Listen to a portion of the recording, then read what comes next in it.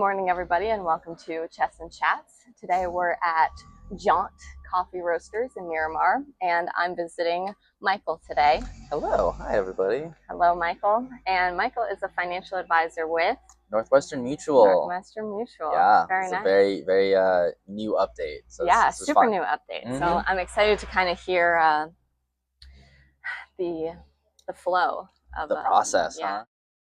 Why chess? Because just like business, it's all about strategy. Some moves win the game, while others, well, they teach you how to play smarter for next time.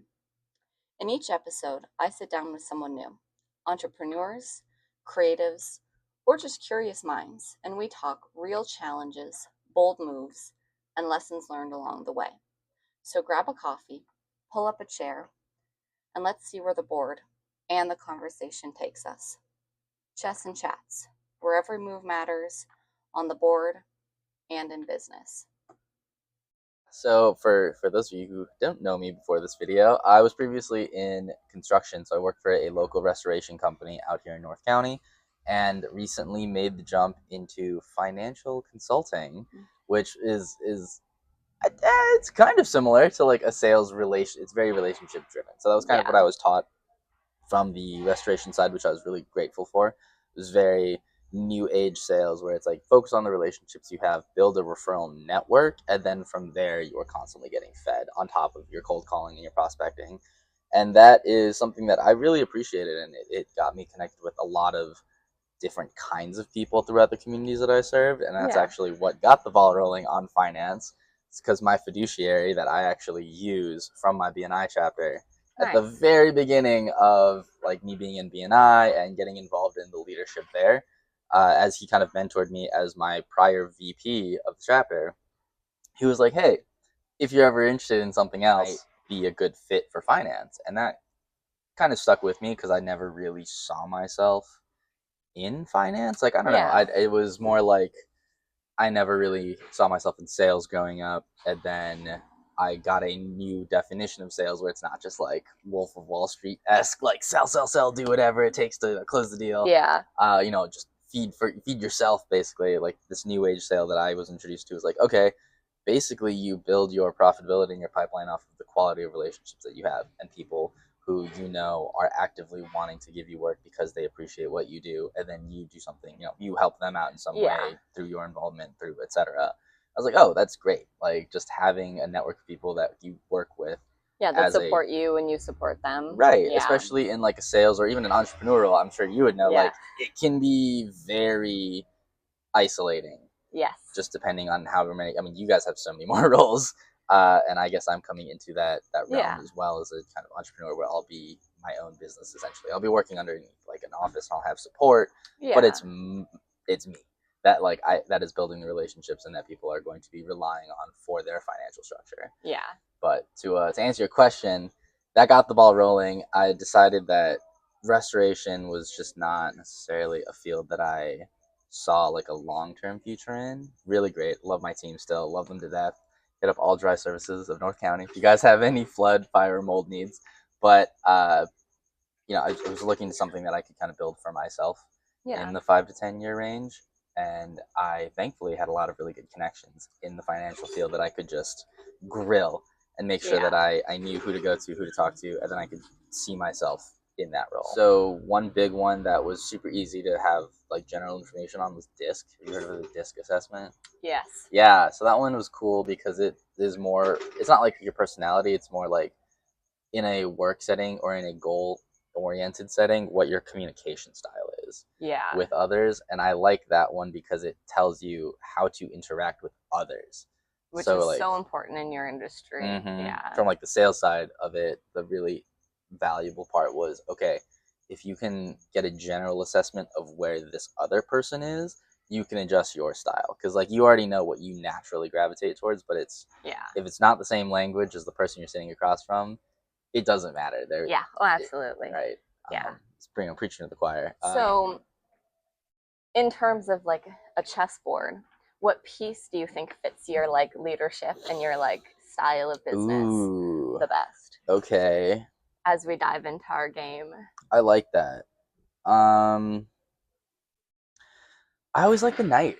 You like the I night? like to lead from the front. Like Yeah, if I'm gonna tell someone to do something, it's 100% something that I am comfortable or would be willing to do myself. absolutely. I'm not really the type to, I guess, not walk the walk if I expect someone to lead me. Yeah, I also like that it's the one that moves the weirdest. I think I appreciate uh, unique situations or yeah, things. Like I find that I'm drawn more to novelty than I am to maybe practicality sometimes. that's fine. But yeah, I'm always more. I find that I'm always one to give 5 more minutes to something just because it's interesting or new to me Yeah, necessarily. yeah.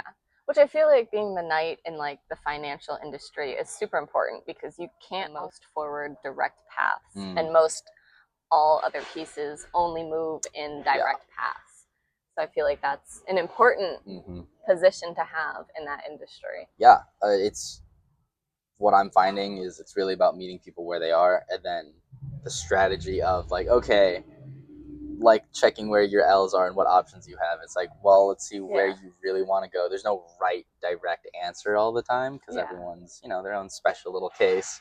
yeah. So I appreciate that. Thank you. Awesome. Cool. What's a move in your business that you felt was like a bold opening move in chess? Mm. Um, in business, honestly, the last few jobs that I've had were huge jumps in industry, and I'm tremendously grateful. I That was something that I did. So like just working at All Dry, the one that you knew me at, Yeah, I went from renting cars, meeting Rob from renting him a car, to jumping into being his business consultant or being his business dev. yeah, Uh, and I had a couple people that honestly like were not sure about the opportunity, and I completely understood. Like I went from a very unique and from a very like stable choice to something that really had no guarantees. So I understand why like my family was maybe not super down with that decision. yeah, But I feel like I felt like I knew that the role was more well suited for my personality and would open up way more opportunities for me in the long run. And I yeah, stand by that decision 100%. absolutely. Um, and yeah, so like I think even though things might not have worked out in like the 5 to 10 year Yeah, range with All Dry, I'm still immensely grateful just because like I got to meet so many different kinds of people and open up my resources. Like this yeah, wouldn't have happened if I wasn't All Dry. So yeah, absolutely. that's it's kind of how I feel about it. Yeah, and I know that you had decided to go work with Aldry because of like the quality of Yeah. people who were there, Mm-hmm. and I'm sure that that helped along your path of business. Of like, you kind of stepped in as like the biz developer, Mm-hmm. and you got that experience working with quality people in like a high caliber setting, Mm-hmm. and from there it probably helped you feel more confident in your decision to like shift to your new 5 to 10 year plan of like financial advising because you had maybe gotten this like Yeah. experience with like quality people, maybe not, I don't know. I would say yeah. That definitely inspired the jump because dealing with like people like yourself, you know, in my age range even that are entrepreneurs and Yes, figuring it out, and it was very humanizing. I think that was part of it, like we always think of that, when we talk about like small businesses and like think about that age, that cap is from like 200 employees to like two, and you're still all considered a small business. And yeah, that just getting to know people, seeing that they're normal people running teams that are doing well. You don't have to be like a multi-million-dollar yeah, company. That I think inspired me to be like, oh, I love working in the space and with these quality of people. So like if I could do something where I am either one of them or helping them, that yeah, sounds awesome. yeah. So your niche for financial advising, I feel Yeah. like a lot of people have niches because everyone's different, and it can be difficult to kind of like be like, oh, I'm a financial advisor for Mm-hmm. everyone. Like I'm sure you're starting to like have a more niche Yeah. people that you look for. Mm-hmm. So what's kind of your like ideal client? So I am currently still figuring that out, just based on my last roles. I was planning on continuing a lot of my relationships in real estate and construction Okay. because those were just the people that I spent a lot of time with the last 2 years. Like I have good, like friendly relationships in that area, Yeah. and then being and I realtors socialize like nobody's Yeah, business. no, it's insane. Like even between while I've taken some time off and while I'm doing my training, getting my licenses done, then trying to scope out the networking scene a little bit closer to home because I was up here and up by like Escondido and Vista a lot of Yeah. the time And for work. remember you live near here, like Kearney Yeah, Mesa, yeah. right? So like Okay. 15-ish, 20 minutes south. Okay. So then looking for things around the Miramar Mesa areas where I'm gonna be around here. So maybe I'll Yeah. be around the Poway Scripts area. Okay, yeah. We can try to hit some small business opportunities specifically. Yeah. Um, there's a lot of real estate stuff kind of central San Diego. It's so Yeah. different though than Yeah. any like yes. So like the 28th, I'm going to a margaritas and mingle event Super in fun. PB, and it's like entrepreneurs, real estate, and real estate investors. Mm. And there's going to be an interesting mix of people. And I will say, networking anywhere near Central San Diego is hilarious.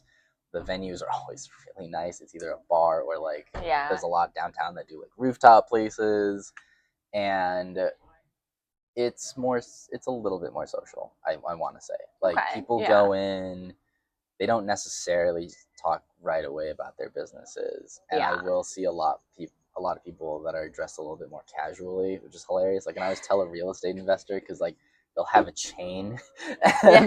like a buttoned like a short sleeve like beach shirt, I know exactly what you're talking about. Yes. and I'm like, I see, okay. Versus like my realtors who are like business cash. Yeah. It's fun.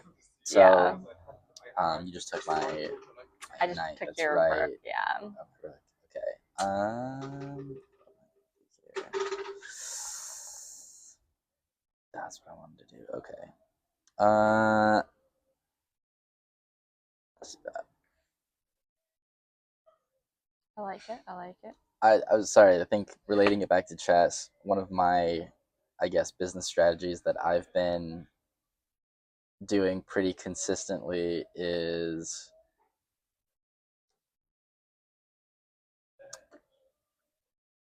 yeah. I like a margin of risk. I like safe, calculated risks.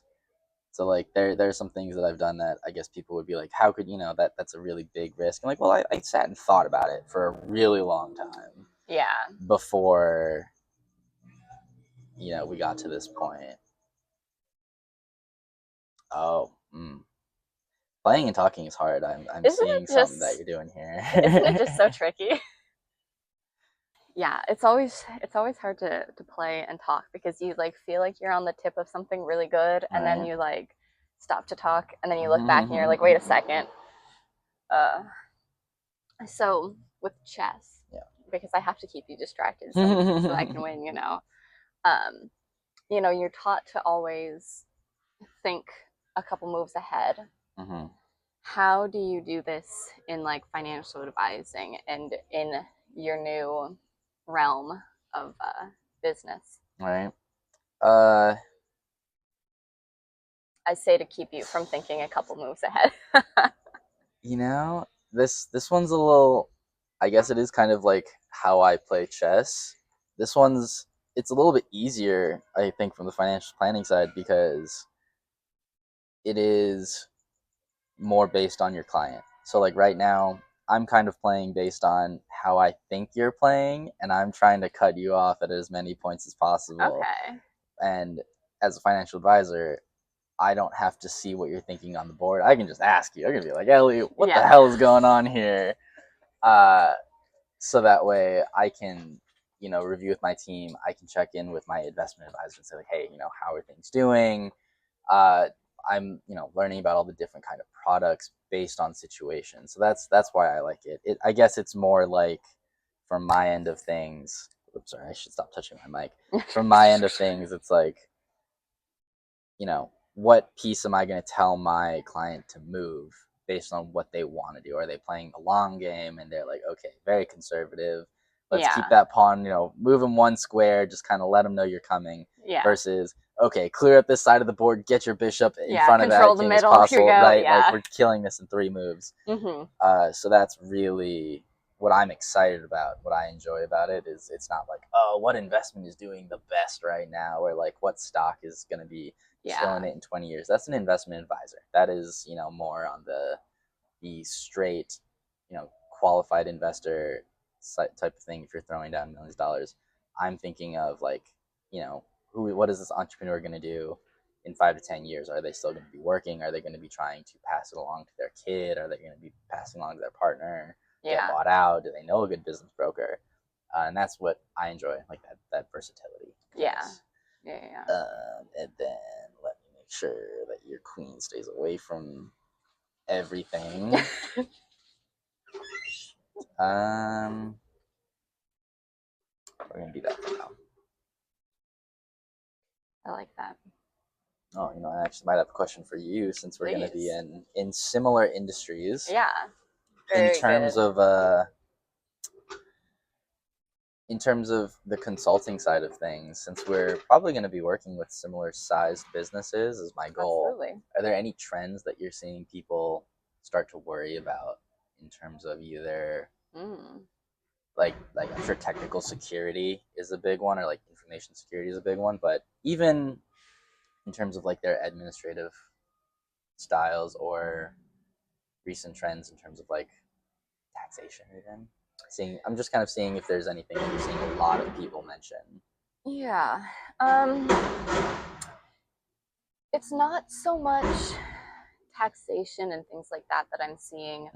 I'm seeing a lot of people coming into their businesses, either purchasing from people who are retiring and selling their small business, or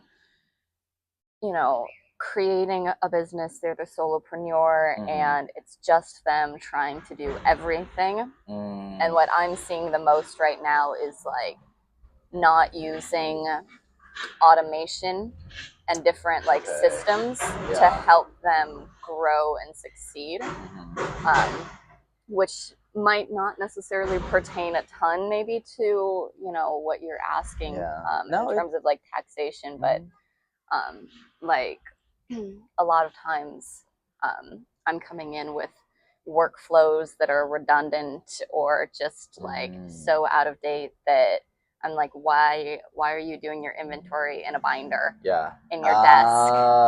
Like, okay, got it. That's the level we're talking why about. aren't we putting this into a system that's online that tracks it and will reach out and order things as, versus having you just sit there and go down your list binder going, okay, I got to call and order this, or and seeing a lot of people who they just don't have time to organize things because they're wearing all of the hats. Got it. So coming in and helping them be like, hey, this doesn't have to be as hard as you're making it for yourself. That's a lot of what I'm seeing right now. And a lot of it is because they're selling, people who are retiring, they're selling their business, but they're selling it before they needed to upgrade everything. And so a lot of people are coming to me being like, hey, I don't have standard operating procedures in place. I don't have, so. Right, because I bought this book of business, and then I came in and I got a bunch of binders. I saw this picture. I know the financials are at least good. They're there, now that I'm looking at it and I'm sitting boots on the ground. Interesting. That actually does help a lot. Good. Because with the surveys that I've done so far, and just kind of getting assessment of where people are with their, I guess, financial plans, and that doesn't just mean retirement plans. It's more just like, never. What are your goals for end of your career? Absolutely. What have you had set up in the time of that? A lot of people, and this is across all age ranges, which kind of shocked me and is now making a lot more sense, just don't have the time for it. Yes. They're like, I know that I'm budgeting myself so that way I'm in the green. Like, I know I'm not losing money every month. Yeah. But like, every day is something else. Like, I got things that I'm doing. I have a business that I'm running. Yeah. I pay payroll that needs to go out that I'm doing myself. Yeah. So it's not a high priority, Yeah. is looking at their investment portfolio or making sure that their retirement account is on track Yeah. to have what they want it to be. And what's so interesting, I feel, is especially people like in our generation don't Mm, necessarily have financial advisors. And so no, I don't yeah. know if it's like a trust thing or if it's like, oh, I can do it myself. But it's like when I sit down with my financial advisor, Hmm. he tells me things that I never even knew existed, Yeah. And it's like just to hear like from his knowledge of like years in the industry. Like he's in my BNI, Mm. and Yeah. he presented a couple weeks ago, and everyone made the joke. They like stood up and gave the testimonial to this financial advisor, and Mm. they made the joke that he's been in business longer than I've been alive. And I'm like, that's a fact. Like that's just a Yeah. straight fact, You're like, I don't hate that from Yeah, my and it's advisor. like how could he not know more to help me? You Yeah. know? I think, and I figured out what my move was. I I think, and this is something that I saw, which was kind of weird. Like there was an ad for not like Fidelity, but one of those other kind of like investing platforms, Yeah, uh, running at my gym, and the whole concept was essentially like it's so easy and so quick. You don't have to do any vetting. You do it all yourself. And the more that I work with small business owners, I'm like, that kind of sucks. Like yeah, I don't want to just kind of muddle around myself because I don't necessarily know if I'm going to be doing the most efficient thing. Like for me, yeah. yeah, like opportunity cost is a big thing just in my brain Oh of yeah, like, oh, I could have gotten a lot of a bigger return on whatever I was putting into this. yeah, Uh, but I think people are afraid of that. Like if you don't, if you weren't us and you didn't yeah, know like 8 other people to go to immediately for something, and yeah, you were just like, I want to make sure I'm investing. I want to make sure I'm saving for retirement. I want to make sure, I'm running my business. You're gonna yeah, ask the people that you're comfortable with, or you're gonna ask something that you trust on like a corporate level, because like it's set up in a way that it's going to work, and if it doesn't work you can sue them or whatever. I don't know, people yeah, have a weird trust in like big corporate structures, which aren't necessarily run always the most effectively in my opinion. yeah. But yeah, I'm finding that a lot of people are more comfortable interacting with fewer people because they think it takes less time or it takes less effort, and I think that is wrong. Yes. Because like as advisors ourselves, we know, it might take a little bit more time to have a conversation, but Yeah. it's involved, it's in depth, and it's not just you struggling on your own, Yeah. which might feel productive, but like, Yeah. has limitations. Yeah. Absolutely. Um, and I feel like this also speaks to like both you and I, but like at the end of the day, like even if we don't get like the business Hmm. from someone, like I feel that our main pleasure in business is that we like connecting people. So Yeah. even if I might not be a good fit for someone, like I know that I can refer them. I'll most likely know someone who will be able to help them. Hmm. And so that also I feel is something important for financial advising, and something I admire about you is that you know everyone. Thanks. Like Yeah. like you're one of like three people I know where if I go to a new networking event and they're like, "Oh, I Hmm. know someone up in North County," I'll be like, "Oh, it's probably Michael." So Thanks. um I think that that's Appreciate really that. important for, both of our industries of like, not only are we a resource for people, but like Hmm. we are a resource to help connect others Yeah. to help them succeed. And I think Hmm. that that's something that people don't necessarily realize that like that's part of our job is to Yeah. connect. I I just think because people like, speaking as someone that didn't really know, I guess, how powerful it was to have a professional network 2 years ago. Yeah. Like I knew it was important, right? Like everyone knows it's business is all about the relationships you have. But now I'm like, Yeah. oh my god, Business is all about it. Yeah. having a warm connection, even just the possibility of a warm connection, Yeah. so much easier. Or just having someone that I can ask, like you, I'm like, hey, who do you know in the Santee area that does this? Exactly. Is so much faster and so much warmer Oh, than absolutely. any other method of doing it. But like, you don't really know that without experiencing, right? Because then it's just like, oh, maybe they'll be a little bit easier. Yeah. Then you find people in the community that are actively looking to do this, and you're like, Yes. oh, it is not that easy versus like sitting at home and googling like the top whatever. Yeah.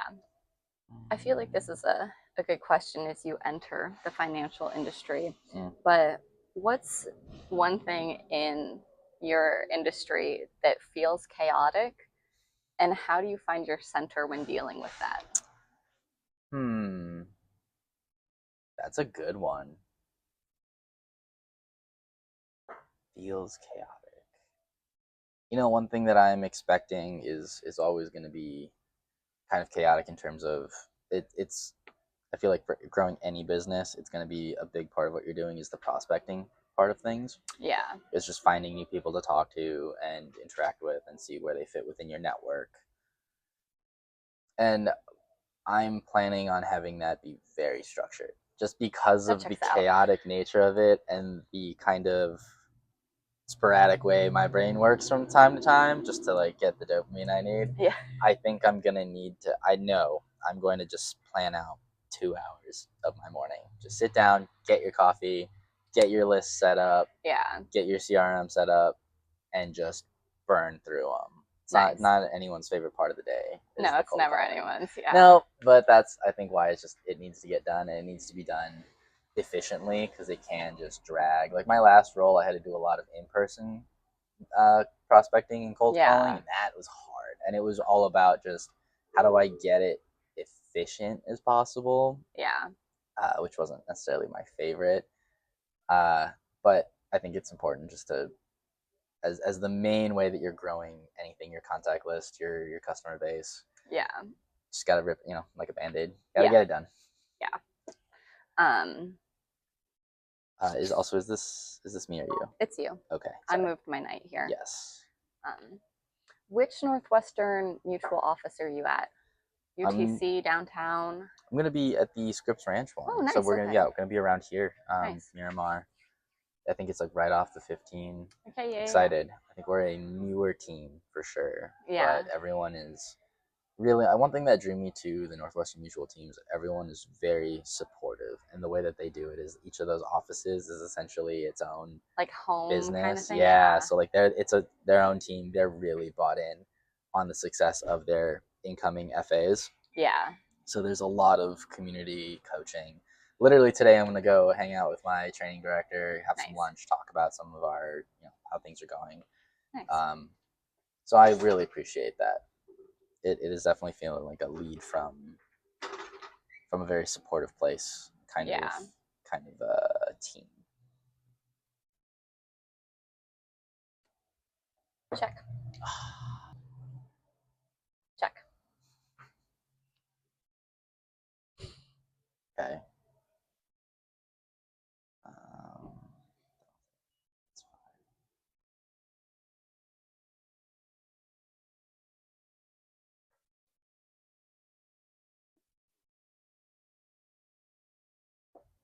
Check. dang. We'll just work down the board. Um, what's a business decision that required a lot of patience before it paid off?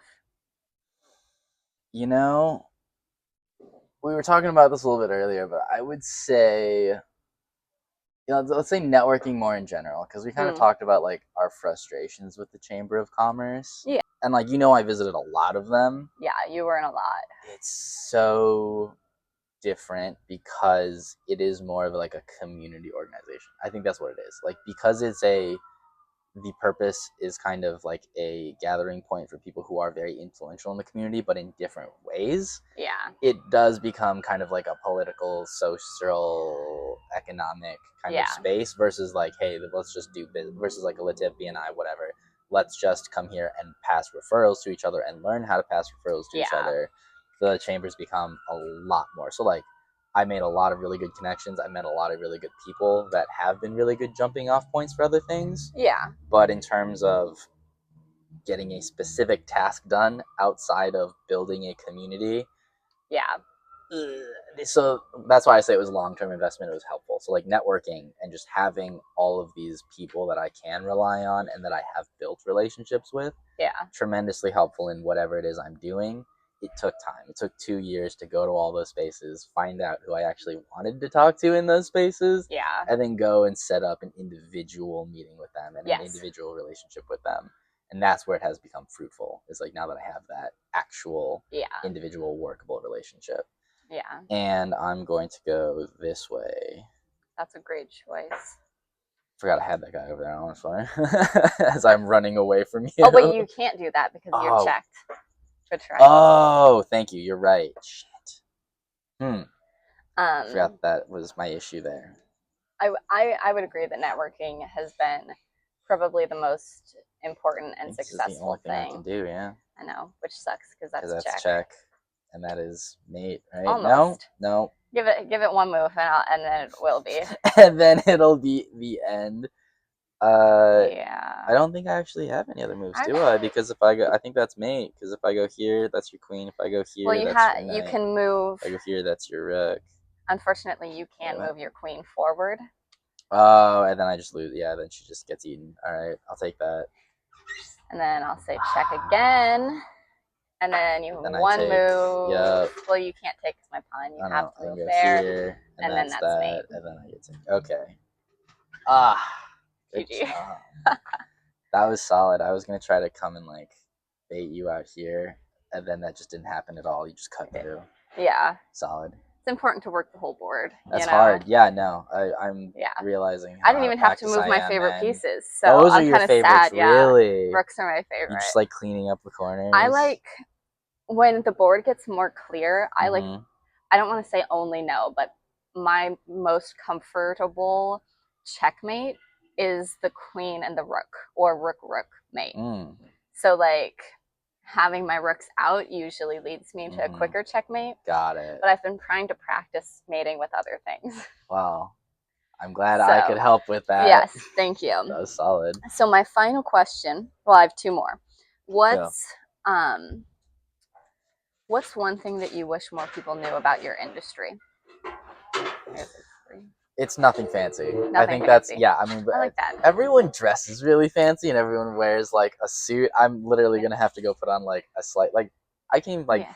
business Yeah, you're here to cash, play chess. right? It's But I'm nothing like I fancy. have to go Yeah. put on like a full on like Yeah, dress like shirt, yeah. just to go to the office, Yeah. and I think that makes people feel like it's a little bit less approachable. Intimidating, yeah. Right, like especially if I'm dealing with a contract. Like I would joke with my other contractors and with my networking buddies the minute someone walked in, they were wearing a full suit. I You're was like like, financial advisor. FA or banker. Yeah. And it was pretty consistent. Yeah.